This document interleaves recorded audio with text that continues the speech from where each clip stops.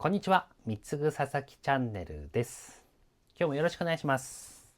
よいしょ。はい、今日はですね、4月27日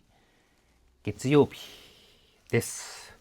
今日の、動画はですね、雑談会にしようかなと思います。なのでちょっとゆっくりですね、のんびり話していこうかなと思いますので、どうぞ最後まで見ててください。よろしくお願いします。今日、雑談といっても一応何個か、こういうことを話そうかなと思ってたのがですね、まず、もう今月の、私が飛び立つのは25日。で、ニューヨークに20、違うな。私が飛び立つのは26だったかな。で、ニューヨークについて2日間くらい、ギャラリーのディスプレイをする予定で、29か金曜日にレセプションパーティーをして、で土曜日オープンとスタートという感じになります。とうとうですね、去年の11月ぐらいからですかね、私はウキウキしてました。私今ですね、毎日オンライン英会話をやってまして、で世界中の先生たちとですね、30分間だけ英語で喋ってるんですけど、その時に自分の紹介みたいなのをしてて、で来月5月にニューヨークで個展するんですみたいな話をすると、どうしてそういう風になったのっていうのをよく英語の先生から聞かれます。私まだ英語苦手でして、インスタグラムの方をご Hello, 覧い how are ただい you? ている方はですね、多分分かってくれると思うんですけども、アクセントもまだまだ日本人なまりですし、多分区切ってる場所も、ネイティブとか英語うまく使ってる人からすると、なんでこんなところで区切ってるんだとかですね。あと流暢に喋ってるようでも、あれ実は台本を読んでるので、携帯で自撮りしてるんですけど、そこに台本が出てくるのを読んでます。ただ文章ではですね、AI を使って、初心者が読みやすい英語の文章にしてもらってるので、実際ダイレクトで実際話すとなると、かなりダメです。全然まだまだ本当に喋れないので、それで毎日オンライン英会話を使って、自分の自己紹介ぐらいはできるようになっとこうと思って、初めての先生たちを見つけて、で自分の紹介をしてるんですけど、よく聞かれるのが、どうしてニューヨークでやることになったんですかとか、あとどうしてそのお店なんですかっていうのをよく聞かれるので、今日の雑談会でそういうこともお話ししようかなと思いました。で、そうですね、今回 GG リッポさんの、ギャラリーですねにお邪魔するんですけど、 GG リッポさんと一番最初に知り合ったのはインスタグラムでDM をいただいた時ですかね。その当時はですね、コロナ中でしたね。パンデミック中で、ステイホーム、家から出るなみたいな感じでした、その当時。でそれでも少しずつみんなで生活みんなで盛り上げていこうとか、そういう感じだったと思うんですよね。そういう時に私ですね、作品が、ほとんどインターネット販売だったんですけど、国内に販売するのは大丈夫だったんですが、その当時ですね、いろんな国がですね、受け入れ停止をしてまして、それで私ですね、カナダには送れなかったし、ヨーロッパでも一部の国にしか送れない状況でした。でもそんな中ですね、ギャラリーさんたちとかお店さんたちも多分どうにかしてお客さん来てほしいなっていうこともあったと思うんですけど、日本の文化を、テーマにした企画イベントがですね、実はいろんな国でありまして、で、それにですね、私、ちょこちょこ参加させていただいてました。自分は行けないけど作品は送れるっていう国にはですね、何点か送ってました。例えばですね、送ったのが香港に2週間ぐらいかな、10点ぐらい、ポップアップショップみたいな感じで送ったりとか、あとはフランスの場合はですね、日本がテーマではなくてワークウェアがテーマでしたね。こういう、このワークジャケットとか、こういうブルーのやつ。このテーマの、展示会の時に私の作品を数点送りました。そういうのですね、何回か続けてまして、で、そんな時にですね、インスタグラムで DM の通知が来て、この人誰だろうなと思って、開いてみたら、そういう展示会のお誘いでした。で、その時はですね、どこのお店なんだろうなと思ってみたら、ニューヨークにあるブルックリン地区の、ギャラリーさんだったので、とうとう三つ草先もニューヨーク進出かとかって、なんとなく軽い気持ちでですねいました。なのでその時に、何点か送ってくださいって言われた時にもう即答だったと思いますけど、いいですよっていう感じで。その後ですね、そのジジーリッポさんと、インスタでつながり、で、たまにストーリーのですね、リアクションとか、たまに連絡し合ったりとかした、そういうですね、仲です。なので、まだ一度もお会いしたことはないんですけど、一度ですね、テレビ電話ですね、みたいなので、一回お話しさせていただいて、ですごいいい人そうだなと思って、で、今回ですね、ジジーレポさんから去年の11月ぐらいからですね、11月ぐらいに、個展やってみませんかっていうのをお誘いいただいて、で、その時はですね、というのも、一昨年ぐらいにですね、パリでの大きいイベントの一つのジャパンエキスポっていうすごいイベントで大きいイベントからですね、お誘いいただいてたんですよ。確か2024年かな ?2024 年の暮れですね、年末にお誘いいただいて、2025年出ませんかみたいなことを言われてたんですけど、ちょっと2025年はですね、去年は、ちょっと忙しかったので、それこそ、ここの、今ある私のアトリエとか、家とかですね、買ったばっかりで、お金もないし、作品もちゃんと作れてなかったですし、あとはその前に、フラン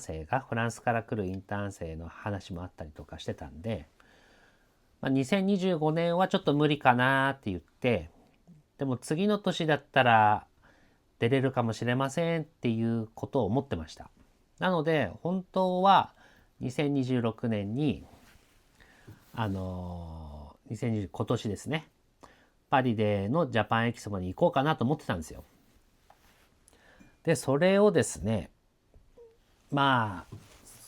次のステップかなと思ってたんですよ。というのも私ですね、ファッションショー2023年に、パリのファッションショー終わってから、で、その後ですね、アトリエジョリーさんからですね、作品の販売のオファーをいただいて、で、その後、ボーグジャパンから連絡いただいて、そのアンジェリーナ・ジョリーさんと、撮影するっていう、もうすごいビッグイベントが多分この私の人生でも一番上まで行っちゃったんじゃないかっていうような、ちょっとすごいことがですね続いてまして、でその後じゃあ次どうしたらいいんだろうっていう感じだったんですよね。なんか作品は作れるけど、なんて言うんでしょうね、なんか新しいことを探さないとなーっていう気持ちでずっと動いてました。なので2024年とかはですね、金継ぎの勉強してみたりとか、あとそのぐらいにですね、その布の系の、原案というか、アート作品作りたいなっていう気持ちになったりとかですね。そういうふうに考えていました。でもなかなかその見つかることがなくて、で、そのジャパンエキスポっていう話来た時に、もしかしてこの日本の文化と私の作品が、いい感じにヨーロッパに広まるかなと思っていたんですよ。そう思っていたんですけど、えーと、あれはですね、私が東京のポップアップをしてる時ですね、ポップアップショップで販売してる時に、たまたまフランスに住んでる方がわざわざ作品を見に来てくれたんですよね。なんかいて、たまたま日本にいたので見に来ましたっていう感じだったんですけど、フランス人の方に聞けばジャパンエキスポの凄さがわかるかなと思って聞いたら、あなたには合わないと言われたんですよ。Oh my God. ジャパンエキスポといえばやっぱアニメのが好きな客層が多いので、若い人が多いし、あなたの作品にはちょっと合わないと、やめた方がいいよと言われて、そっかと思ってちょっとショックを受けてました。で、そっか、新しいなんかゴールというか目的の一つだったのになと思ってちょっと残念だったんですけど、そんな気持ちで、ポップアップ終わって、で、友達の家に泊めていただいてた、ポップアップ期間中に泊めていただいてた、東京にアンティークショップのブリスコっていうお店があるんですけど、そこのお店のですね、方のお家にいつもイベントある時は、お家に泊まってるんですけど、その店主さんにですね、オーナーさんに、いや、ジャパンエキスポなんかダメってフランス人のお客さんが言ってたんですよねって言ったら、ニューヨークがいいじゃんって急に言い始めたんですよね、そこのオーナーさんが。で、なんでニューヨークなんですかって聞いたら、いや、パリでファッションショーやったら次ニューヨークでしょみたいなことを言われて、そうなのかなみたいな、なんだろうあれ。なんかそう言われたんですよね。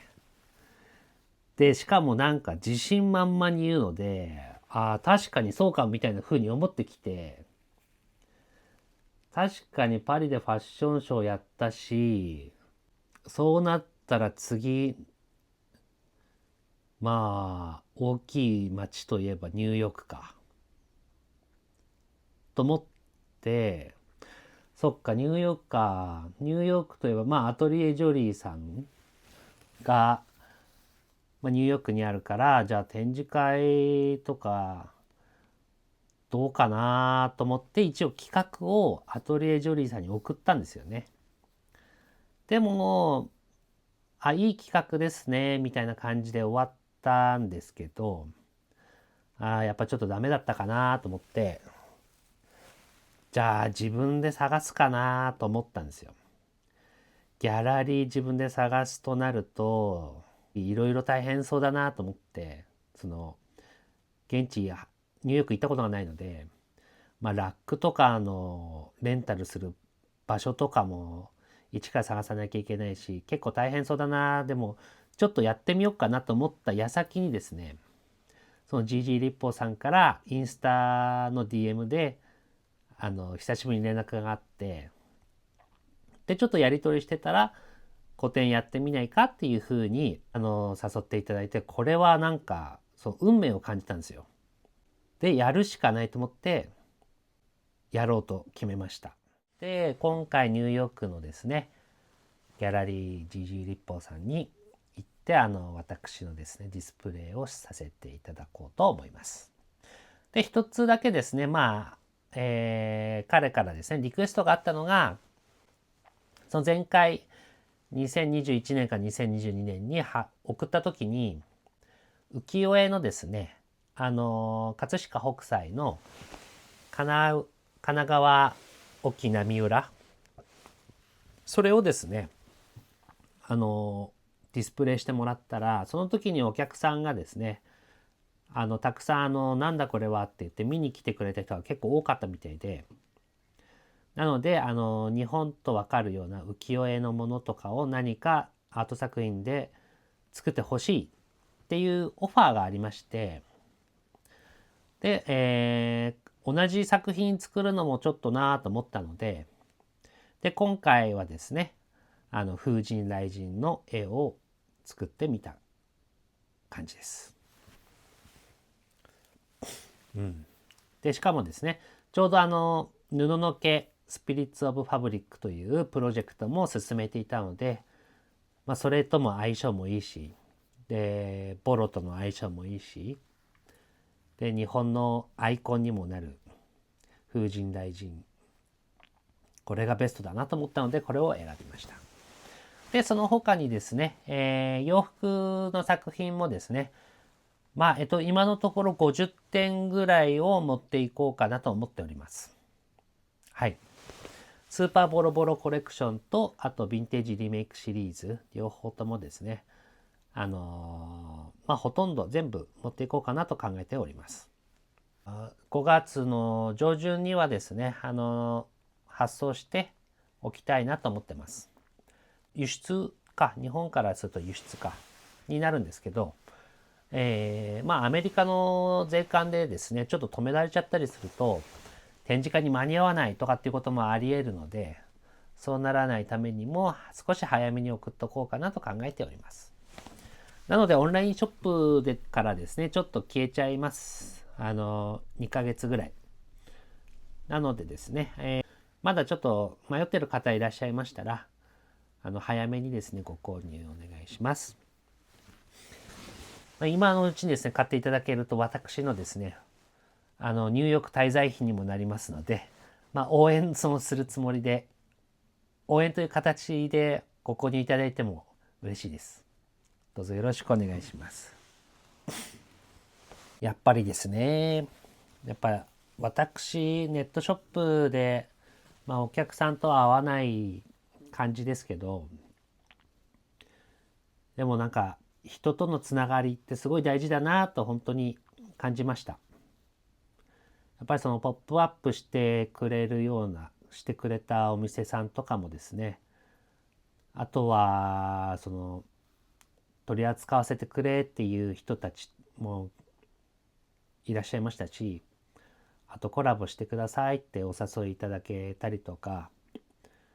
そういうことがあったからこそ三つ草先って少しずつ世界中の人に広まっていくんだなと思って、で今回ですね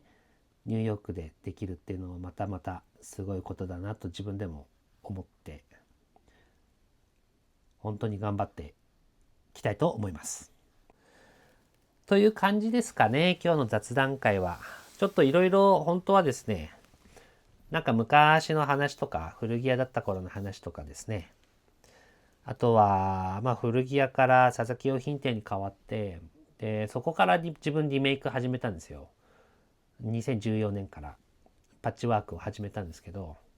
この話もしようかなと思ったんですけど、で本当はもう喋ってたんですが、何喋ったらいいか分かんないことにちょっとなって、ちょっと全カットさせていただきますちょっともう少しですね、自分の中でそういえばこうだったな、そういえばこういう気持ちで作ってたりとか、こういう気持ちで仕入れをして